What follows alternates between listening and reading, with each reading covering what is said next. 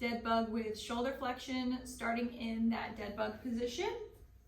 We're going to lie on our back, bringing the legs in that 90-degree angle with our knees just under our hips, and then our hands just over our shoulders. I like to make fists with my hands and have that irradiation going through the body, so just that low level of force. From here, we're just going to reach one arm overhead and then bring it back to that dead bug position. And alternating arms.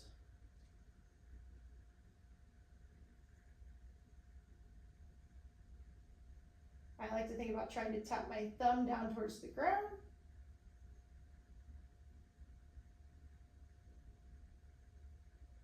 Some common patterns I see with this movement is as we reach overhead, if our shoulder doesn't have any more range, people start to just bend at the elbow so that they can reach the ground.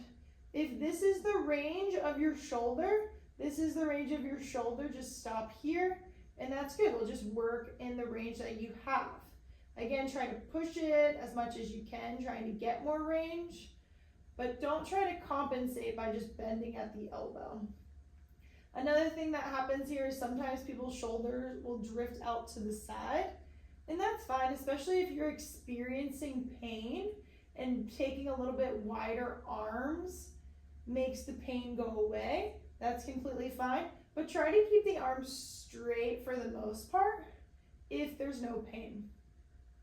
Another common thing I see is as the arms reach overhead, we'll lift through the rib cage in the back, creating this space under here. We really want to keep the rib cage tucked in and the low back pressing on the ground, so we're using our core to support our back as our arms reach overhead. So nothing in the core changes as we reach our arms overhead.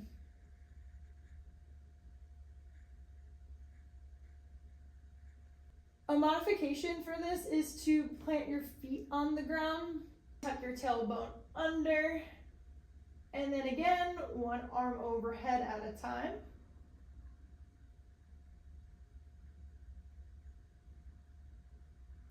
The in-between for the two of these is to lift one leg, and you're gonna reach the opposite arm overhead.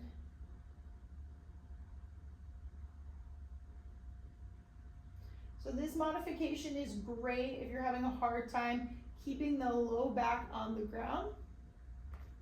Switch, one leg at 90, one foot on the floor, opposite arm reaches overhead.